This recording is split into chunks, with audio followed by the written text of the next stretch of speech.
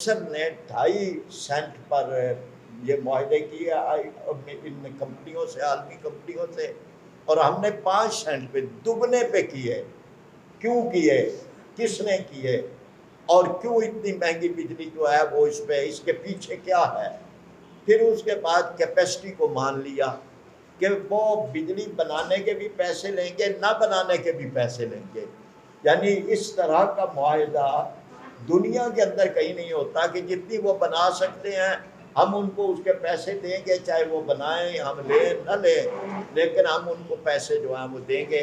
चुनाचे हम कैपेसिटी के मुताबिक जो पैसे देते रहे हैं वो 1.3 खरब रुपया है जो हमने कैपेसिटी की मद के अंदर दिया है।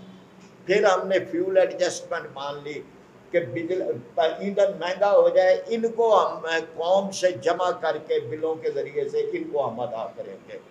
फिर अक्सर अब या सारे ही समझ लें और सारी पॉलिटिकल पार्टियों के हैं वो पाकिस्तानी हैं, लेकिन हमने डॉलरों के अंदर हम उनको जो है वो अदायगी कर रहे हैं, और डॉलरों में अदायगी करने के लिए हम IMF के पास जा रहे हैं। तो गोया कि ये एक ऐसा विशेष सर्कल या मनहूस दायरा है कि जिसके अंदर कौम पिस रही है।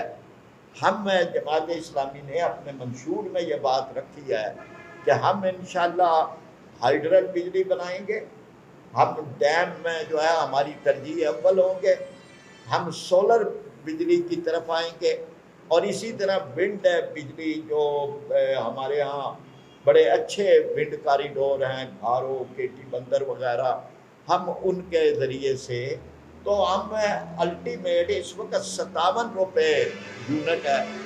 तो दुनिया के अंदर इतनी महंगी बिजली के साथ आप क्या एक्सपोर्ट करेंगे। ये जो है हमारा चिन्योट जो है फर्नीचर सिटी है, तो आप क्या एक्सपोर्ट करेंगे और क्या आप बेचेंगे जहाँ बिजली इतनी महंगी हो।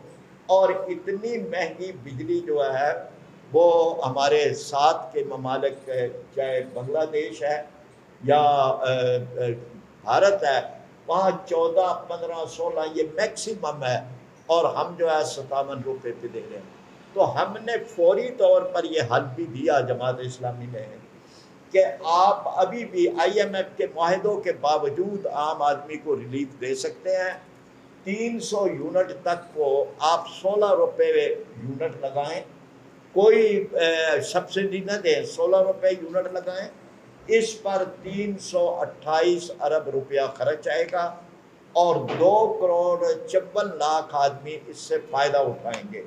और इसके नतीजे के अंदर ये जो 328 अरब है, ये हम 2-3 बजट से 100 अरब निकाल के, दिफा के तरक्याती बजट से हम 300 अरब इतने बजट में से निकालना कोई मुश्किल नहीं है। हम आम आदमी को रिलीफ दे सकते हैं, 16 रुपये दे सकते हैं, एकदम फ़र्क पड़ जाएगा। लेकिन हमारे हुक्मरानों ने इस तरफ कोई तवज्जो नहीं की।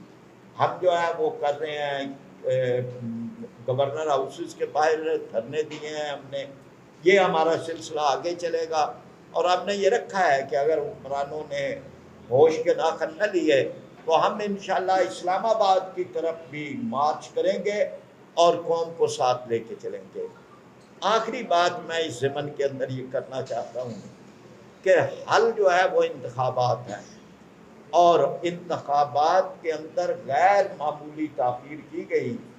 ये असम्बलियाँ अगर वक्त पे ख़त्म होती अपने आप पे तो 60 दिनों बाद इलेक्शन होना था। अब इतनी बड़ी बदनीयती कि 3 दिन पहले आप असम्बलियाँ तोड़ रहे हैं। क्या ये इलेक्शन कमीशन को नज़र नहीं आ रही? क्या ये अदलिया जो शू मोटर नज़र लेती है उसको नज़र नहीं आ रही कि ये क्यों तोड़ी जा रही है, क्या वजह है, क्या एमरजेंसी थी, आप क्यों नहीं उसके मुद्दत पूरी करने दे रहे। फिर 90 दिन पे भी नहीं रहा गया, फिर उससे आगे हल्का बंदियों के नाम पे, हालांकि ये जो मरदमशुमारी है ये तो अप्रैल में मुकम्मल हो गई थी। अगर उसी वक़्त मुश्तरका मफादात कौंसिल की मीटिंग हो के इसकी मंजूरी दे दी जाती तो फिर उसके बाद ये अब हम इंतखाबात का शेड्यूल भी जारी हो चुका होता, हल्का बंदियाँ भी फाइनल होती। लेकिन अब भी हम ये कहते हैं कि जी जो इलेक्शन कमीशन ने कहा है कि जनवरी का आखिरी हफ्ता اس سے ایک دن بھی آگے نہیں ہونا چاہیے، کسی طرح بھی قبول نہیں ہوگا۔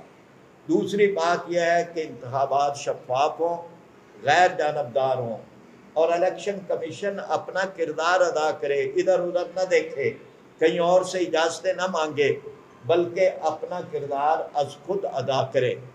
اس کے بعد جو انتخابات جماعت اسلامی تیار ہے، ہم نے اپنے 83% حلقوں میں نمائندگان کا تعین کر دیا ہے۔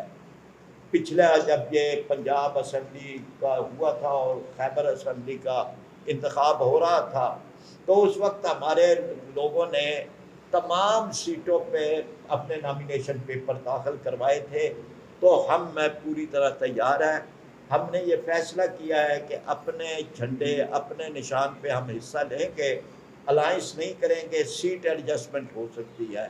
اس ضمن کے اندر صرف اتنی بات ہے کہ قوم کو بھی اب ایک فیصلہ کرنا چاہیے کہ اسی گرداب میں رہیں گے جس میں وہ پچھلے 76 سال سے ہیں، یا کوئی فیصلہ ایسا بھی کریں گے کہ دیانتدار، وہ قیادت کے جس پر کوئی کرپشن کا الزام نہیں ہے، جس کی پارٹی کے اندر کوئی موروثیت نہیں ہے، جس کے اپنے اندر ڈیموکریسی ہے، جو فرقہ پرستی سے پاک ہے، اس جماعت کو ووٹ دیں، تاکہ ملک جو ہے وہ کسی انقلابی طرف جا سکے، ورنہ تو یہی روٹین ہوتی رہے گی جس سے ہم اب تک گزرتے رہے ہیں۔